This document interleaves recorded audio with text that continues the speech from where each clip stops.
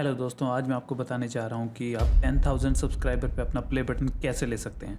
आप अपना play button खुद बना सकते हैं। मैं उसके लिए यूज़ करने वाला हूँ अपने पुराने मेडल्स, क्योंकि मुझे पता है ये और कहीं काम नहीं आएंगे और यदि मैं इससे बनाऊँगा तो इसे एक वैल्यू भी मिलेगी। सबसे पहले मैं मेडल के ऊपर वाले पार्ट को काट रहा हूँ ताकि एक सर्कुलर शेप में रह जाए और इस पर काम करना आसान हो।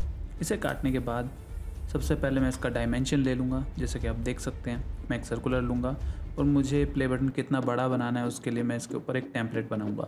क्योंकि मेरे पास प्रिंटर नहीं है तो मैं जुगाड़ लगा रहा हूँ। मैं अंधेरे में अपने फ़ोन को रखूँगा और प्ले बटन को साइज़ के हिसाब से बड़ा करके इस सर्कल में फ़िट कर लूँगा और उसके ऊपर लाइंस बना दूँगा, जिससे मुझे रफ़ आइडिया मिल जाएगा कि कितना बड़ा प्ले बटन मैं इस मेडल के अंदर से निकाल सकता हूँ। यहाँ पे मैं स्केल भी यूज़ कर रहा हूँ ताकि मेरी जो लाइंस हैं वो बिल्कुल फाइन रहें यूट्यूब के सिंबल के हिसाब से और डायमेंशन भी एक्यूरेट रहे। और उसके बाद मैं इस मेडल को गैस पर गर्म कर दूंगा ताकि इसके ऊपर से ब्रांडिंग और जो प्राइस नंबर है वो सब हट जाए। उसे गर्म करने के बाद मैं इस तरह से हटा दूंगा मेटल के पीस के साथ और उसके बाद ये बिल्कुल क्लीन हो जाएगा, बिल्कुल ऐसे। अब हमने जो टेम्पलेट बनाया था उस टेम्पलेट को कट आउट करके मैं इस मेडल के ऊपर चिपका दूंगा। मैं इसके रेफरेंस के हिसाब से इसे काट सकूं।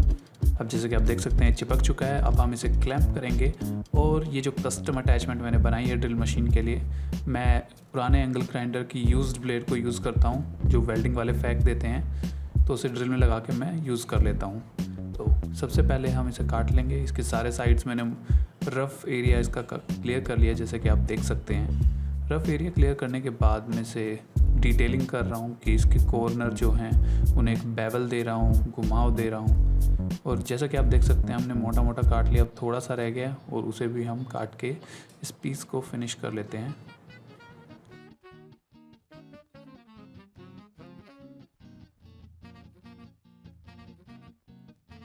कट जाने के बाद ये कुछ ऐसा दिखेगा। अब मैं इसकी बीच वाली मार्किंग को दोबारा मार्क कर रहा हूँ क्योंकि ये सारा टेम्पलेट उतरने वाला है। क्योंकि अब मैं इसके साइड के जो एजेस हैं उसको एक कर्व दूंगा, जैसे कि यूट्यूब प्ले बटन में होता है। साइड की एजेस उसकी पतली होती हैं और बीच से वो मोटा होता है। तो मैं इसे घिसाऊँगा ड्रिल मशीन के आगे अटैचमेंट लगा के और घिसाने के बाद ये कुछ ऐसा दिखेगा। और मीनवाइल मैं फ़ोटोशॉप में ग्राफिक बना रहा हूँ कि प्ले बटन के पीछे के ग्राफिक्स जो होते हैं जिस पे हमारा नाम लिखा होता है, सब्सक्राइबर लिखे होते हैं, तो वो मैं कस्टम बना रहा हूँ 10,000 सब्सक्राइबर के लिए और उसे मैं बाद में प्रिंट करा के ले आऊँगा। और यहाँ पे जैसे कि आप देख सकते हैं साइड से मैंने घिस दिया है। अब इसे मैं सैंड पेपर से घिस रहा हूँ। सैंड पेपर से घिसने के बाद ये एक स्टील को घिसने के लिए स्क्रब आता है, अटैचमेंट आती है एंगल ग्राइंडर के लिए, तो मैं वो यूज़ कर रहा हूँ। और उसके बाद मैं बफ़ यूज़ कर रहा हूँ इसे शाइन देने के लिए। अब हमारा प्ले बटन थोड़ा शाइनी हो गया है। अब हम इसके बीच में बनाएंगे प्ले का सिंबल। उसके लिए यूज़ कर रहा हूँ मैं सॉल्टी वाटर, पानी में नमक डाल के, एक लैपटॉप का चार्जर। और अब मैं आपको बताने वाला हूँ कि मैं यहाँ क्या करने वाला हूँ। मैं यहाँ करने वाला हूँ electro etching. Electro etching process क्या होता है, जैसे हमारा जो करंट पास होता है, आपने बचपन में पढ़ा होगा, पॉजिटिव टू नेगेटिव पास होता है। तो इसमें मैं क्या करूँगा, सबसे पहले मैं अपने पूरे प्ले बटन को कवर कर दूँगा, लैमिनेट कर दूँगा। यहाँ पे मैं टेप यूज़ कर रहा हूँ। टेपिंग करके ये पूरा लैमिनेट हो गया है और अब मैं इस प्ले सिंबल को बीच से निकाल लूँगा। इससे क्या होगा, हमारा इलेक्ट्रो इचिंग जो प्रोसेस है वो सिर्फ प्ले बटन वाली जगह पर ही काम करेगा। आपको सिंपल भाषा में यदि मैं बताऊं, जैसे आप पॉजिटिव और नेगेटिव वायर को कभी स्पार्क करते हो तो वायर जल जाती है, तो हम भी यहाँ पे काइंड ऑफ वही कर रहे हैं पर कॉटन के थ्रू कर रहे हैं, जिससे एक रेजिस्टेंस आती है। हमारा प्ले बटन इतनी जल्दी नहीं जलेगा और जहाँ लैमिनेशन कर रखी है वहाँ पे इलेक्ट्रो इचिंग काम नहीं करेगी, तो सिर्फ प्ले बटन वाली जगह पे हमारा जो मेटल है वो जल जाएगा, काइंड ऑफ कोरोड हो जाएगा, क्योंकि पॉजिटिव टू नेगेटिव हमारा मेटल ट्रांसफ़र हो जाएगा। ये देखिए। अब हम इस प्ले बटन को फ्रेम कर देंगे। फ्रेम करने से पहले हमें फ्रेम बनानी पड़ेगी। उसके लिए मैं पुरानी लकड़ी का टुकड़ा यूज़ कर रहा हूँ और ये 100 आती है, 50-60 रुपए की, हार्डवेयर स्टोर से आपको मिल जाएगी। मैं इसे यूज़ करके इसके 4 टुकड़े कर दूँगा।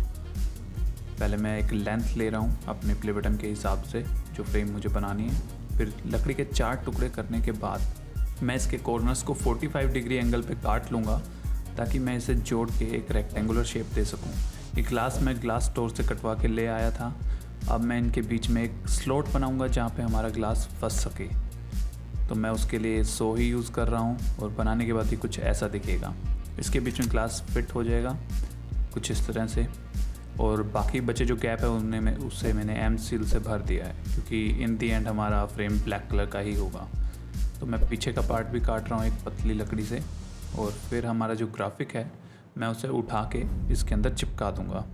चिपकाने के बाद मैं फ्रेम को भी जोड़ दूँगा, हमारा प्ले बटन इसके अंदर रख के सफाई करके मैं इसे भी जोड़ दूँगा इसके ऊपर। इसको अच्छे से ग्लू से सील करने के बाद अब हमें इसे पेंट करना होगा।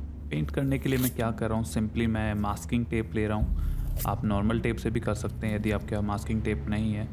मैं मास्किंग टेप से ग्लास वाले एरिया को अच्छे से कवर कर दूँगा। कवर करने के बाद मैं एक स्प्रे पेंट लूँगा जो कि 110 या 120 रुपए का स्प्रे पेंट आता है, क्योंकि वो मुझे ईजी लगा। आप हाथ से भी कर सकते हैं। इसे पेंट करने के बाद मैं 2 लेयर लगाई हैं।